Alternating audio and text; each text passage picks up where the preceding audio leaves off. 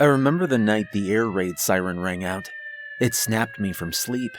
I sat straight up from my bed in a dazed stupor. The room was dark, and I fumbled for my bedside lamp. An eerie, unnatural light caught my eye, and I ran to the window to find the source. The object in the sky produced no sound. It was a flashing ball of light, and it seemed to majestically float from the heavens, as if it had no weight to it. A small piece would break off from the main body from time to time, causing it to pulse with a brilliant flash.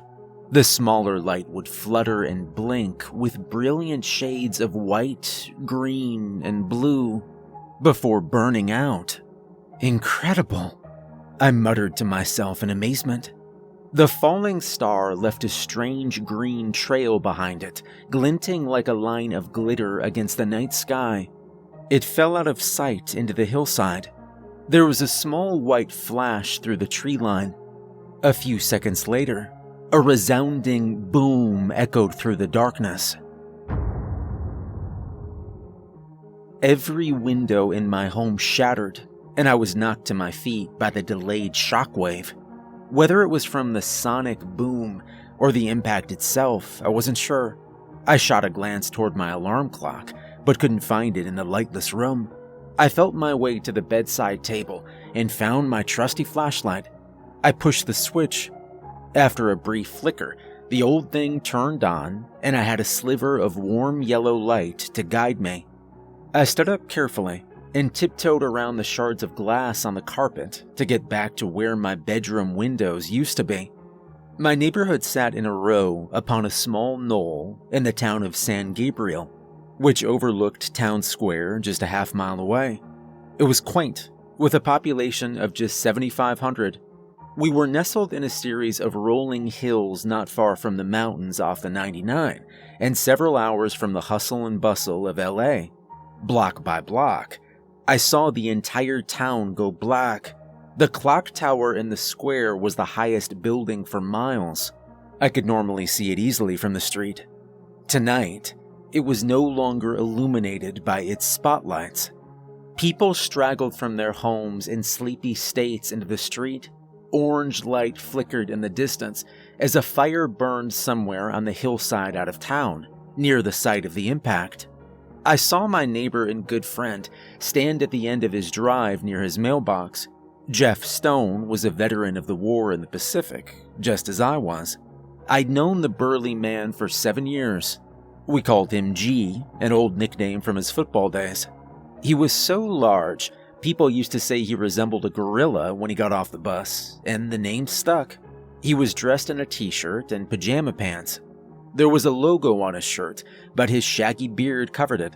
He must not have been able to find shoes in the dark. "Good Lord, you see that?" He shouted at me as I walked outside. How could I not? I've never seen a shooting star actually hit ground. Jeff chuckled. "Shooting star my ass. I saw stuff like that back in 43. Flying saucer, my boy. Flying saucer." I stared at him incredulously. A flying saucer? From outer space? "I'd bet my new Chevy on it." The Bel Air? Now that's a bet I am willing to take. "It's a deal. Mark my words." I couldn't help but be humored by the sureness. I'm holding you to it, G. Hey, where's Bandito? "Oh, she's over at my son's place, letting the grandkids play with her for the weekend. Small town family, you know. I'm hoping they walk her back because my knees just can't take it." Well, I can always help when I get back, I said. Despite not owning any pets, I enjoyed playing with G's little mutt dog from time to time. It was friendly enough, but feisty. "Fine. Now, paper boy, you gonna go get some pictures or stand there talking to an old man all night?" Jeff checked his wristwatch. "It's 11:40. I expect to see a picture of a Martian before I eat my lunch." I chuckled, waved goodbye as I walked back into my home. The front door had been knocked off its hinges and wobbled awkwardly in the frame as I pushed it open. I'd settled in the quaint town of San Gabriel after the war. The local paper needed someone who could wear many hats, and I had experience doing public affairs in the army. Unlike Jeff, I never truly fought against the Japanese. Though I was a fantastic marksman, I was nearly booted out due to exercise-induced asthma. Still, I found work in the Signal Corps and the Pacific Theater. I covered Jeff's unit during the island-hopping campaigns, and he always looked out for me. Nothing in my training prepared me for the horrors of battle and the pain it brought. I carried a rifle, sure, but I never aimed it. Not once. I was always staring down the lens of a camera. I was later transferred to the Army Pictorial Services, making motion pictures to tell stories for both servicemen and civilians alike. At the end of the war, I was out of a job, and the Army as well. I had a knack for developing photographs and a steady hand. I'd never been a fighter. I was exceptionally skinny, even for my shorter than average height. I was no soldier. Unlike my basic schoolmates from years ago, G never held it against me that I didn't fight as they did. Everyone has a role in winning the war, brother. Looks like you found yours. Now make sure to get my good side while I do something heroic, will you? I knew my role was as a reporter, and I was a damn good one. I grabbed my camera bag and started a pot of coffee. I checked my icebox as I waited, finding some ham and cheese to make a sandwich before I left. The strong black brew poured neatly into my favorite travel cup. My flashlight was weak, but I was sure I had extra batteries in my bag. Since I couldn't lock the door, I walked out through the back to my single-car garage. It was an old converted carriage house, made of sturdy plank and thick wooden beams. I found that my old retired Jeep had not been damaged by the shockwave. I was thankful and gratefully started the old truck up. The engine turned over, and I ventured off out of town. The trip was slow. Power lines were down, and a few people stared at me as I went by. The clock tower read 11:40. That's odd, I thought to myself. That's the same time G's watch read when he checked it. But it's been at least 15 minutes since then. How did the watch and the clock tower stop at the same time? My mind tried to put the pieces together, but the connection was just out of reach.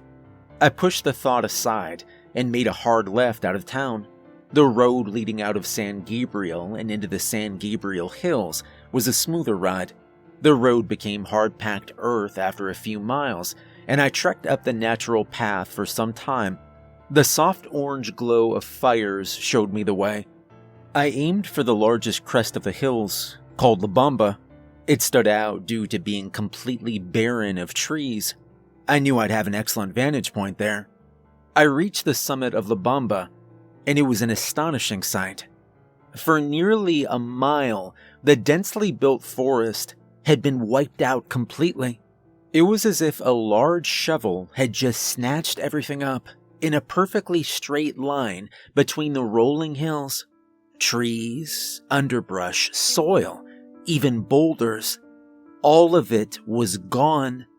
The Amarillo River, its sides damaged from the impact, had begun to overflow into the newly created gully. I parked and snapped several photographs. After I was satisfied I had enough to yield a quality image, I got back in my Jeep and followed the destroyed landscape. When I reached the end of the gully, I parked and stood up in the topless Jeep. I couldn't believe my eyes. It certainly was no falling star. The metallic object reminded me vaguely of a manta ray. It was flat, and the curves were beautifully elegant. It would have looked right at home in the deep ocean. It must have been 80 feet from wingtip to wingtip, and perhaps half that in length. The front of the craft had a massive curved plate on it. The plate was littered with dents and scorch marks. It must have been a protective shield from space debris. Small fires burned around and on the craft. The wings were covered in reflective panels with grid-shaped patterns on them. I could see where panels had broken off from the wings in various places and exposed some sort of complex mechanical system, of which I had no knowledge of. A plate slid off the wing and shattered on the ground. It emitted a green light as it crashed and fragmented like glass. A trickle of liquid oozed out of the left wing and caused a small flame to burn on the ground. There was a huge gaping hole on the left side behind the wing. It may have once been a door, but it had been ripped away. I snapped dozens of photographs and took a precarious step into the impact zone. The heat was not as intense as I'd imagined it would be. I found I could withstand it, but still sweated from the exertion. After a short walk down, I was inside the saucer's crater and right up against the wing. I ran my hand along the reflective panels. They were smooth, and I could feel tiny wires inside them just under the glass. They were warm to the touch. Thick conduits ran from underneath the panels to a pair of massive exhaust ports under the wing. I theorized the panels may somehow collect energy, possibly radiation, and channeled it through these thick wires and converted it into propulsion. The entire thing was incredible. I wanted to document the engines, so I walked to the rear of the craft. And that's when I saw the body. The pilot, I presumed, was a little thing, barely 3 feet tall. It was face down in the dirt. It wore a light blue jumpsuit, not unlike a military pilot's attire. It had 4 arms and 2 legs, and the head was bulbous. It wore no shoes and had 3 little suction cup toes. I couldn't see the face, but I could see what I believed to be gill slits behind the ears and down the neck. His appearance, as shocking as it was, didn't unnerve me as badly as his condition. The poor thing had been absolutely gutted. The entire back had been ripped open. Bones and tissue and a blue-green liquid were splattered all around it, as well as across his costume. A spinal column lay near the left side of the body. I could see the individual vertebrae. A green sac was draped across the leg, still connected to his internal anatomy by a series of tubules. It dribbled a foul-smelling goo which repulsed me. It looked like the innards of a frog. I focused the camera and held the button down as endless shutter snaps broke the awkward silence around the area. Upon closer inspection of the ground, I could see its little footprints from the craft leading out into the charred crater at the end of the gully. It must have tried to escape. But from what? The ship wasn't destroyed. Quite the contrary. It was mostly intact, except for the reflective panels which seemed to have broken off from the wings. I ignited my flashlight and put it on the highest setting. The light flickered in protest, but I kept it on. I walked the area from the shattered door to the body, but I could see nothing to indicate the pilot had been chased by another being. The only other thing which stood out were the hundreds of tiny indentations in the ground. It looked like an aerator had been run over the earth. They were everywhere. But what could have done that?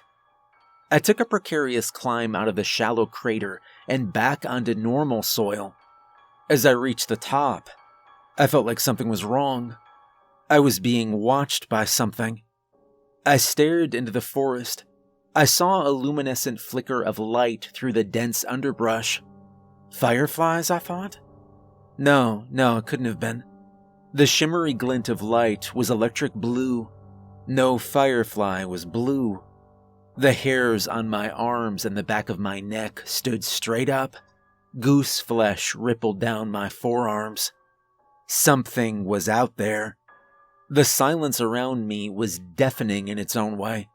At this time of night, there should have been the sound of crickets, dry flies, and any number of nocturnal mammals rummaging about. But there was nothing. The silence, save for the soft crackle of the fires burning on the flying saucer and along the gully, was unnerving. I decided it was best to leave and began my trek back up the hill to my jeep. As I approached, I stepped into a hole and lost my balance. I fell straight onto my back. I heard a shuffling not far off, which grew louder every second. The trees rattled from what approached me. The very ground vibrated. The crackle of sticks and limbs was everywhere. It sounded like a stampede. I stood up and hid behind a large oak tree as the forest around me exploded.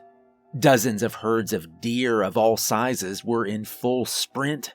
They were followed a short time later by raccoons, opossums, and then hundreds of mice and rats.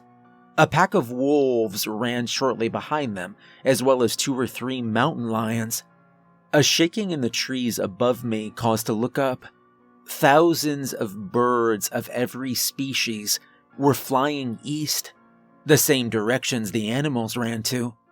My mind turned over at what I was seeing.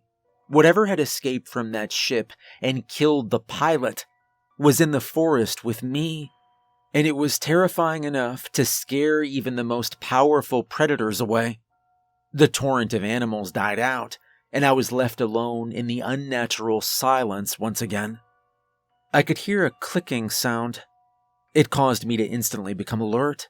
It reminded me of the sound a gas oven makes when the igniter is held too long. It was sharp and fast, and rattled down deep into my eardrums as it cut through the silence abruptly. It was close. I heard the wrenching of metal and a hissing sound coming from right where I'd parked my Jeep. I was so frightened, I didn't know what to do. Suddenly, I heard a baying sound, like something in pain, or like something dying. It was awful. I waited for several moments, and the scream was cut off. I heard the clicking sound again, but further away this time. After a tense minute, I decided I had to get back to my car and make a run for it. I cut through the foliage as quickly and quietly as I could. I found my Jeep, but it was badly damaged.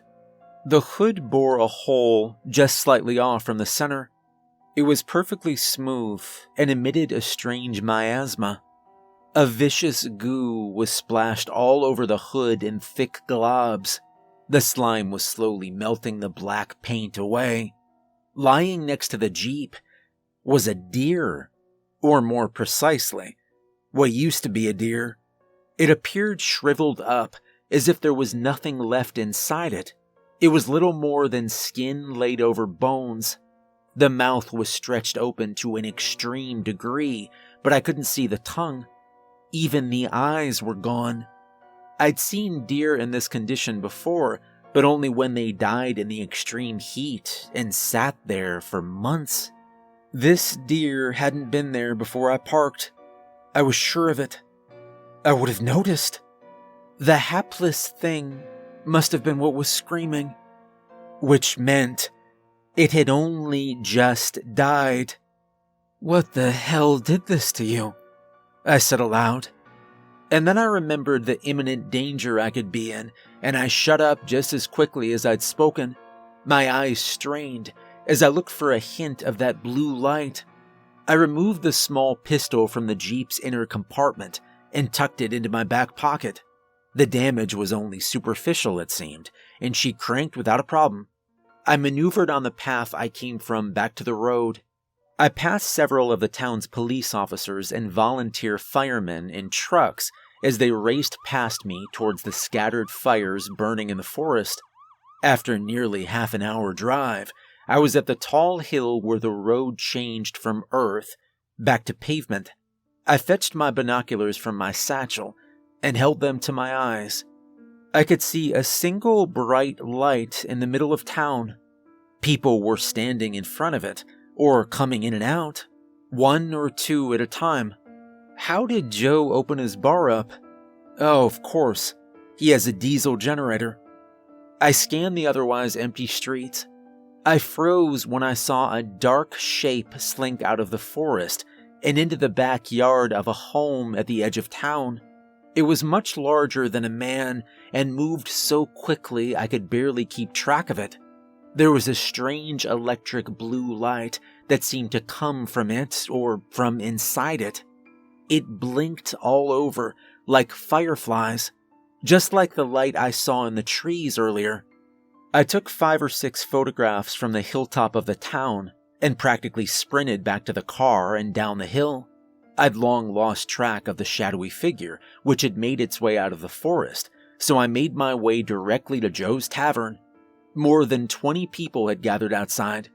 It was nearly 2 in the morning, but you would have thought it was happy hour based on the crowd's demeanor inside. Ahoy, paperboy! Where's my Martian?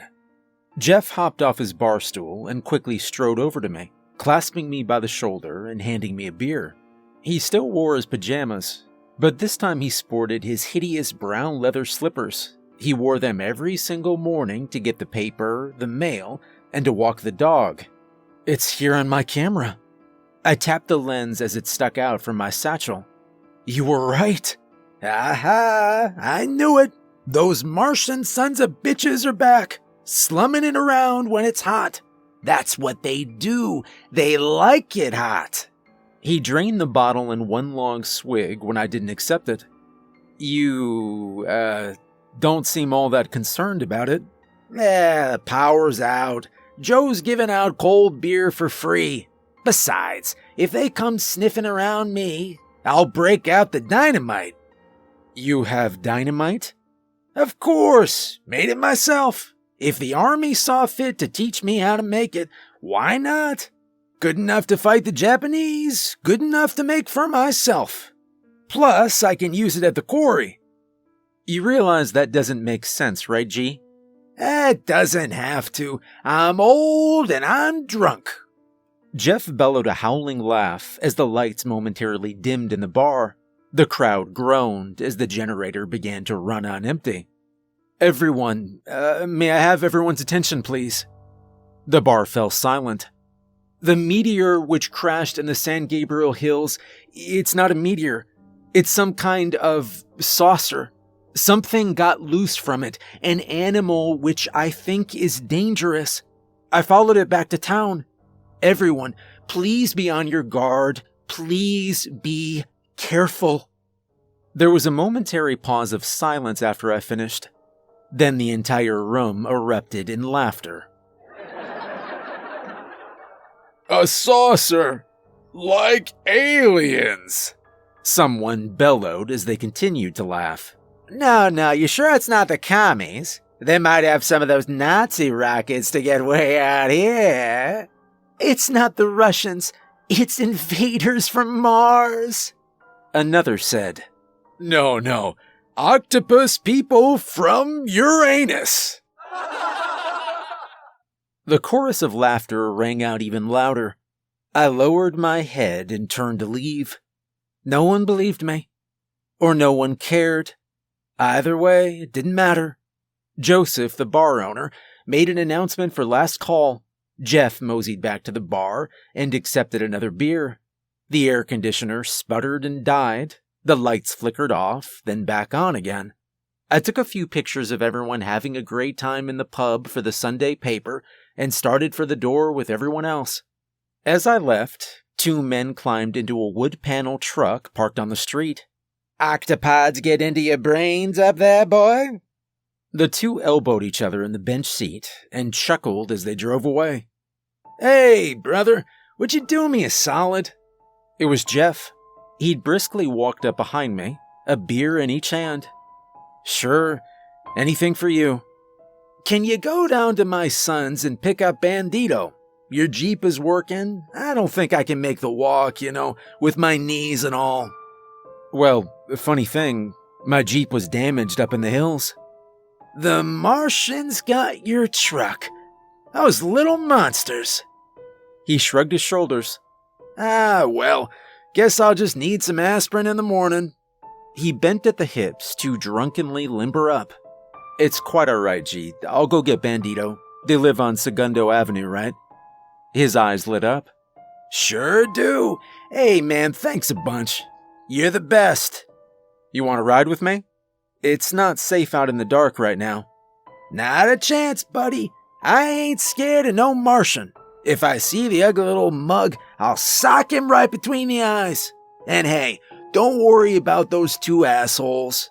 If they ever saw a real Martian, they'd probably pee themselves.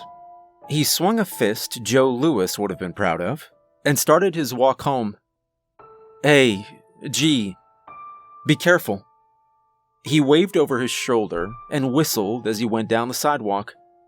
It took me only a few minutes to reach Mr. Stone's family. His son, Jeff Jr., was a polite man who recognized me immediately from when I took photographs at the park for the 5-year anniversary of VJ Day a few years prior. Bandito, the tiny black and brown mutt dog, shook her tail so hard her entire body wriggled as I told her we were going home. Junior thanked me for picking up Bandito, and we had a small conversation before I left. Bandito, for her part, couldn't sit still. She paced back and forth in the back of the Jeep, sniffing the air as she went. While I drove, my mind began to wander. I was snapped from my thoughts and braked hard. Bandito jumped into my lap in the front seat and began to growl. There were 2 broken beer bottles on the sidewalk and a large splatter of blood. A single brown slipper lay near it. It was Jeff's. I was sure of it. It was right in front of his stately 2-story home. Stay put, girl. I'm gonna find him. I checked to make sure the revolver was in my pocket. I went to swap the batteries on my flashlight, but I found I didn't have any. I hung my camera around my neck. In a pinch, I could use the flash to illuminate what was in front of me for a short time. The blood trail led across Jeff's manicured lawn. Tall hedges lined the windows, and a 2-car garage was nestled neatly to the right of the home. The blood trail led there. I could see my carriage house from the front of his yard. My flashlight was the only source of light, and I didn't know how long it would last. The side door of the garage had been smashed to splinters and lay scattered on the floor inside. With a deep breath to gather my bravery, I took a step inside.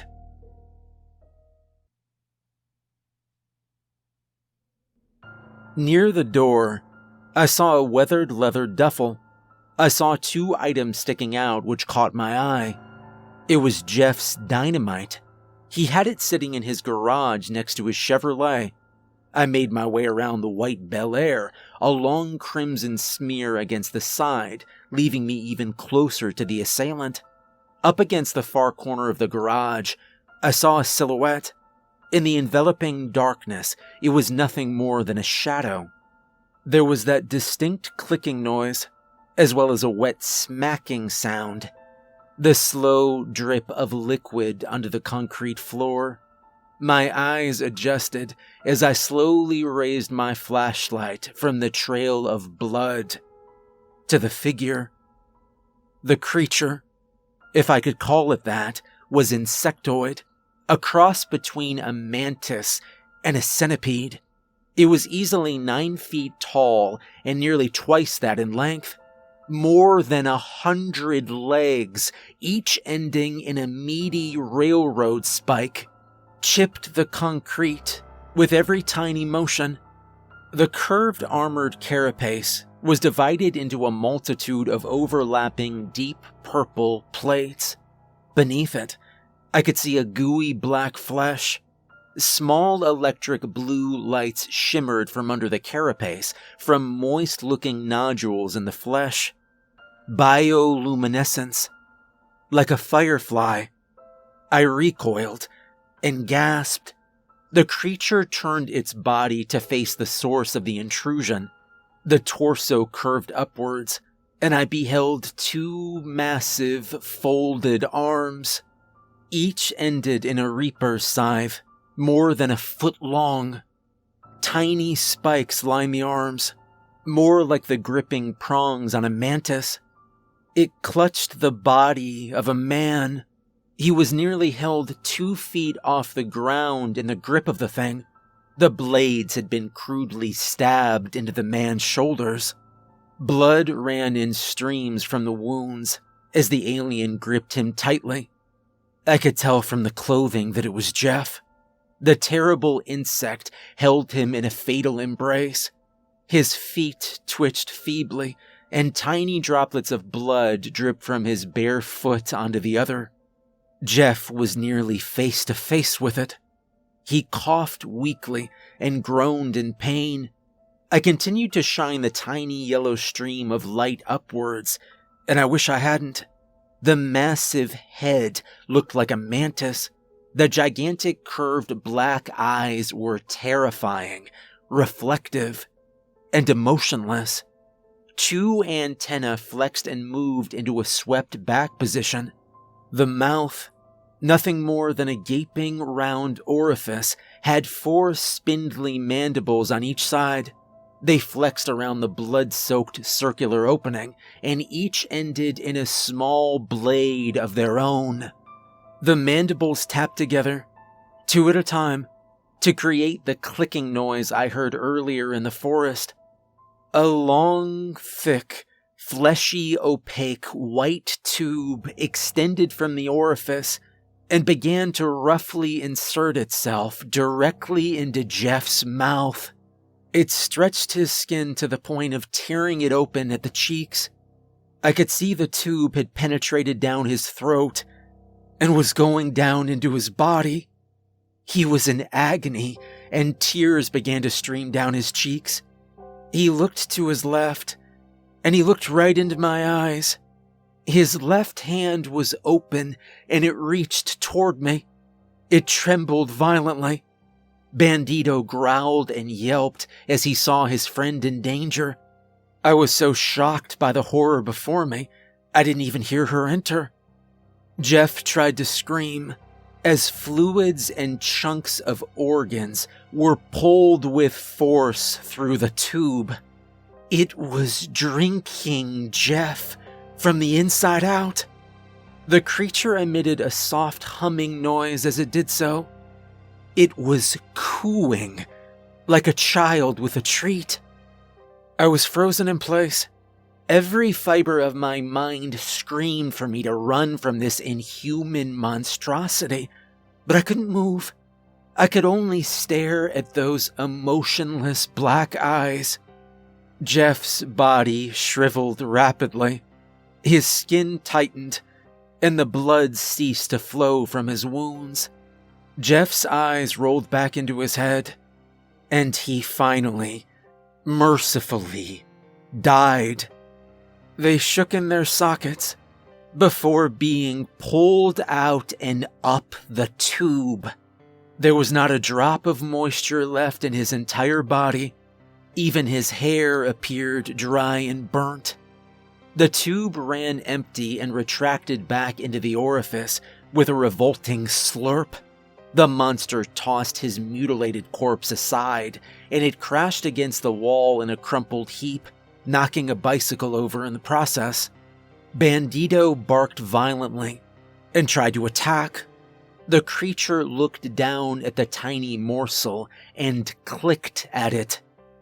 A sudden surge of adrenaline yanked me from my frozen state. I drew the pistol and fired. Each shot echoed inside the room. I landed 3 solid hits to the left eye, but the bullets just bounced off it. I reached for my camera and hit the button. A bright flash filled the room, and the monstrous insect recoiled. It used its bladed arms to shield the eyes. I snapped a dozen photographs, and it shrank into the corner. Fight or flight response kicked in, and I chose flight. I scooped up the dog, and I ran for the door. My hand found the handle of the leather bag, and I snatched it without thinking. I heard a skittering noise behind me, but I didn't look back. I ran into the street as quickly as I could towards my Jeep. I got to the driver's side door and tried to open it. The monster slammed into the passenger side door, which rocked the entire vehicle violently. My door caved in at least a foot from the impact. The bladed arms slashed at me over the seats and were mere inches from my face as they raked the steering wheel from the column. One of the arms stabbed into the door and became stuck. The monster clicked and pulled as hard as it could. Using the delay, I ran down the street with Bandito in hot pursuit as I headed to the police station at Town Square. Headlights illuminated the center of town as a truck roared by and honked the horn. I tried to wave it down. It was the two men who had drunkenly mocked me earlier. "Hey there, buddy. You all right? You look like you've seen a ghost." Two powerful blades slammed through the windshield of the truck and skewered the driver. He sighed heavily as the air was ripped from his lungs. I looked to see the massive centipede body crushing against the truck hood. The passenger screamed and jumped from the seat as he tried to crawl through the open window. The insectoid monster jammed its probe against the windshield and squirted a snotty yellow goo onto it. The glass melted quickly, and the probe smashed through it. It withdrew the blades, and the tube slid into the open chest wound, and it began to suck the life out of the man. The smell of burning glass was noxious. The passenger screamed as he tried to run, and the creature cut his head off with one clean swipe and jabbed the appendage into his back to hold him in place. Bandito scampered away into the darkness near the police station. The power was still out, and I couldn't see any patrol cars nearby. The fire burning on the San Gabriel Hills was bright at this point, and I assumed the entire police department was helping with the firefighting effort near the crash. I could hear the clicking sound. The creature had finished its meal and turned that nightmarish gaze back to me. The probe retreated from the neck of the headless man on the ground, who was now a dried husk. I ran inside the clock tower and slammed the heavy wooden door shut. I knew it wouldn't hold, but I didn't know what else to do. I sat on the floor and checked my pistol. 3 shots left, not that they had any effect before. At this point, I noticed I still held Jeff's bag of dynamite.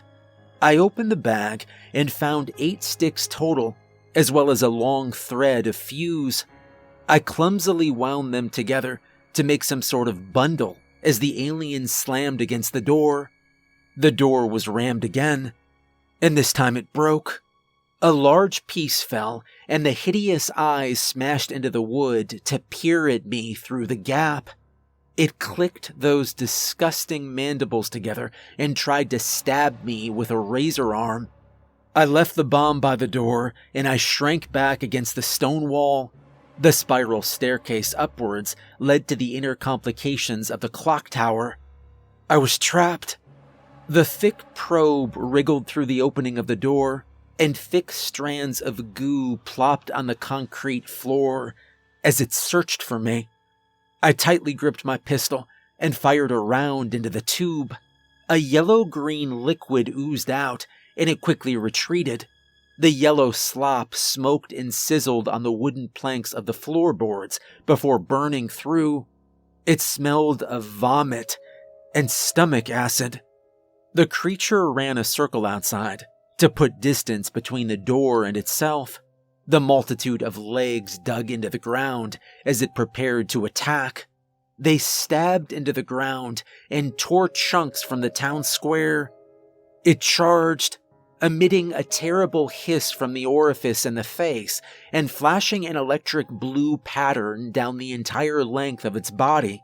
The combination of speed and power crushed the door, and it ran straight through into the stone wall. The impact was so powerful, it cracked the stone. It landed with a thud and fell flat on its belly. It writhed on the floor and clicked its mandibles together. Now was my chance. I made a break for it, and I ran like hell. I could hear the creature skittering around on the floor inside, searching for me. It must have knocked itself senseless for a moment. I made it maybe 15 yards, the furthest I felt comfortable using my pistol as I drew it. I pulled the hammer back to give myself a soft trigger pull and lined the front sight up on the bag of dynamite. I took a deep breath.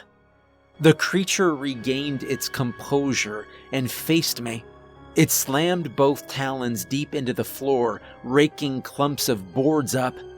It released a rapid click that resounded across the town square. "This is for my friend, you son of a bitch."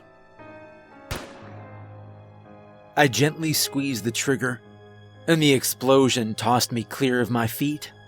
I landed hard on my back and had the wind knocked out of me. Dust and debris billowed out of the clock tower in a brown cloud. The building shook violently before it imploded and collapsed on top of itself. The majestic face of the tower disappeared into the shroud of ruin as it tumbled some 60 feet to the ground. I regained my footing and stumbled blindly through the smoke until I was in the clear. The ringing in my ears faded after a few moments. People began to wander from their homes, undoubtedly terrified by the explosion. I felt something scratch my leg, and I jumped. But it was Bandito, pawing at me. "Oh, hello there, old girl. You made it." I picked her up, and she licked my cheek and neck. The dust drifted across the square, and the ruin of the clock tower was revealed. It was nothing more than a pile of brick with a few iron beams sticking out. And deep in the rubble, a faint blue light shimmered twice before fading to nothing. I looked around the square and spotted my camera near a park bench. I picked it up and clicked the button. To my surprise, it still worked. I took a few point-and-shoot images of the collapsed clock tower with Bandito in the foreground. The deep, thunderous rattle of helicopter blades cut through the air. More than a dozen black shapes passed over the town, just a few hundred feet above the rooftops. Their spotlights swept rapidly over the town before zeroing in on the gully. They headed in the direction of the flying saucer in the San Gabriel Hills. I dusted myself off and picked up the dog. "Come on, Bandito. Let's go home."